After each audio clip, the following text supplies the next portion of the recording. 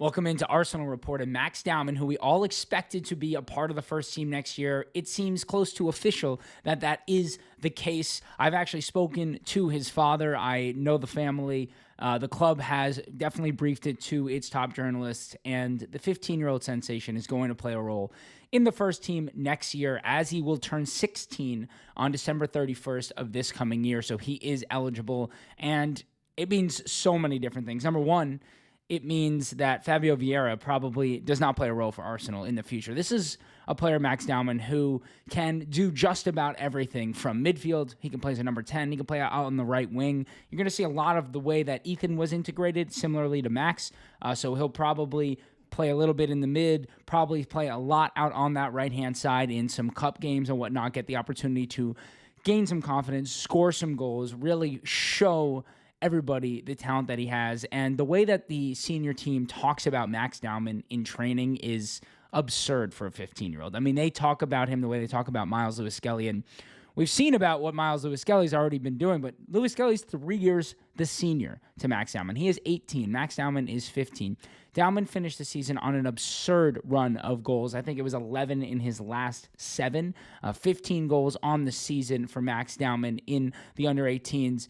Didn't play much for the under-21s, but did do a really nice job for the under-19s in the European competition, which goes up against the best academies in the world. PSG, they played this year. Atalanta, amongst other clubs. PSV, of course, another great academy out there. And it's just crazy to see that we have our very own Lamine Yamal, Messi type of talent at that age that's going to come into the side and play a role at this young. It's very, very rare. I mean, you don't see it in English football, especially at the very top level. I mean, Arsenal is a team who believes they'll be challenging on the front of all 4 trophies next year, and a 15-year-old is going to play a role in that. And it's wild. He may even be given a true first-team number. I mean, I'm not saying he's going to be given 10, but you look at, Ethan got 22 for this coming year. I could see Max getting something in that 30 to 40 range. If not, he'll get 99 because he'll be the youngest player who has a first-team squad number. So we will see, but 99 would be pretty sweet as well. Very exciting for Max and his family to get that opportunity. Let's talk about some incoming transfers, though, and Bryan Mbeumo. This is the ideal transfer for me in terms of getting a winger signing in, because what Bryan Mbeumo does, and this would mean, by the way, 3 signings, because Mbeumo is not a left winger. He could play center forward. He's mostly a right winger in transition. And to me, what this does is it allows Mbeumo to play right wing, while Saka can come as that right center mid, number 10 type of role we're going to see with this double pivot. And this is yet another sign to me. Max Dowman is one. Xavi Simons, who you see on this list, is another. The talk of, bringing in Zubimendi, of course, that we are going to be moving closer to a double pivot with a true number 10. And I think that in matches where we're attacking the entire time, Saka as that number 10 would be brilliant. He is so good at receiving in tight spaces. He's so good at turning defenders, launching himself on the half turn at goal, and getting him more central will allow him to score more goals. This is a player who can score 20-plus goals a season if he's given the opportunity. And, of course, bringing in Bryan Mbeumo is not just about Bukayo Saka. Mbeumo himself is an incredible player. 19 goals and 7 assists in the Premier League alone. Just 25 years old, reaching that perfect age. The wages wouldn't be insane. He is unbelievable in transition. Truly one of the best transition players in the Premier League right now. And you hear me talk about transition players so much when we're talking attackers, because those are the profiles we're after, clearly. If you look at just the players on this screen, Mbeumo, Anthony Gordon, Xavi Simons, the likes of Nico Williams, looking at Benjamin Sesko, Victor Gyökeres. I mean, these attackers are all transitional threats. These are not necessarily mid-block, low-block killers, but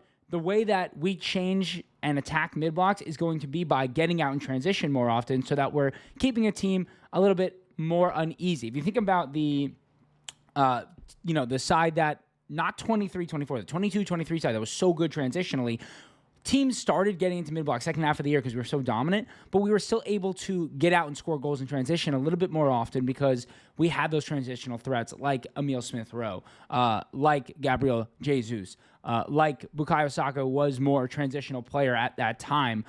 Gabriel Martinelli had his best season in transition, and so I think we're trying to recapture a lot of that.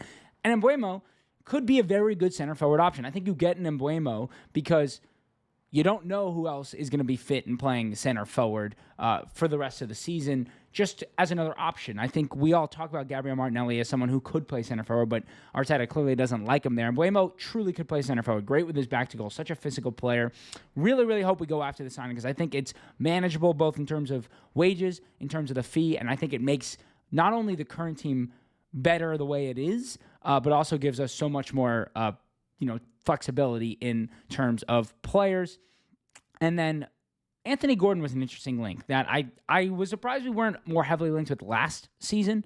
We are linked with him again this year. 80 million euros, give or take, is that fee that we'd probably have to pay Newcastle for him. It seems a bit steep for a guy who had 6 goals and 5 assists in the Premier League this year in 33 appearances, 24 years old, obviously, still pretty young.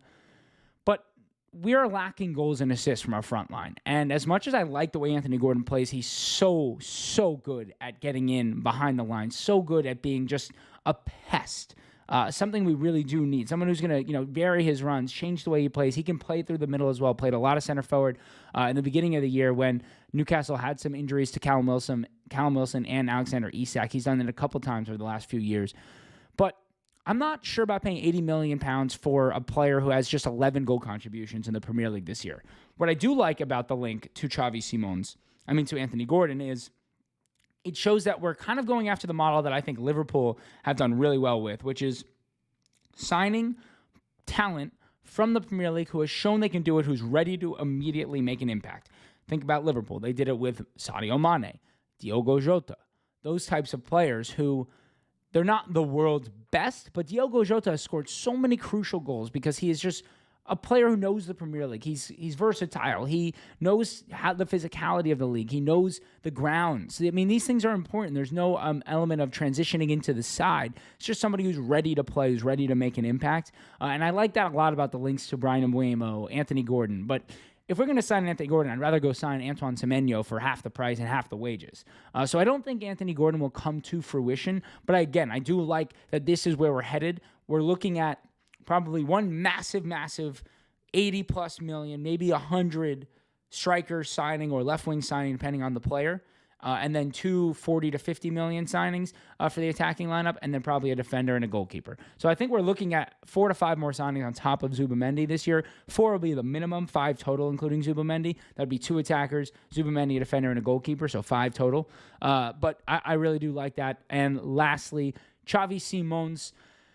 Again, I talked about it with Max Dowman. It just shows that we are truly moving towards having a true number 10, which probably means the end of Martin Odegaard's being one of the most important players in the side.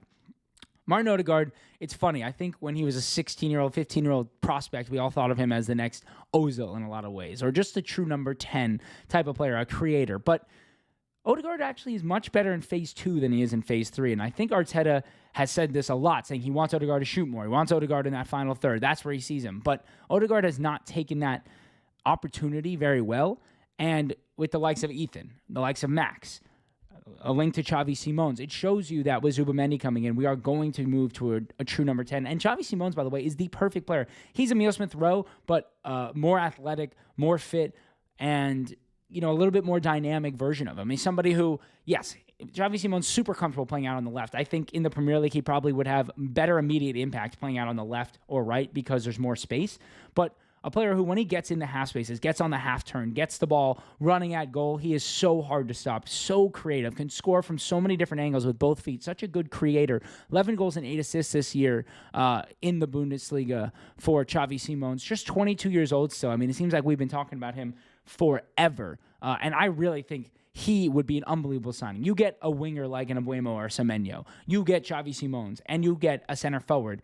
That has completely changed the way that we attack without having to really change our squad that much, right? Like, you could still see a lineup with Saka, Havertz, and then you play Mbeumo and Xavi Simons, or Martinelli and Xavi Simons, whatever it might be. Like, it doesn't have to completely change. It's the way we are right now in terms of our personnel, but it changes the way that we can play, and it makes everybody around them better. That's the key to these signings. It's not just upgrading in positions, but it's actually signing players that make our current players more effective because we know that they can be. These are not terrible players in our squad. They're just not being able to be most effective. And also, obviously, it stops us from having these situations where we've got a central midfielder playing number 9. We've got Raheem Sterling being forced to play many minutes. It changes the dynamic of the side. So a lot of exciting links here on a Monday morning as Arsenal have, in fact, clinched the number 2 spot in the Premier League and will be in the Champions League again next year, as we were never concerned here on Arsenal Report. So make sure to subscribe to the channel.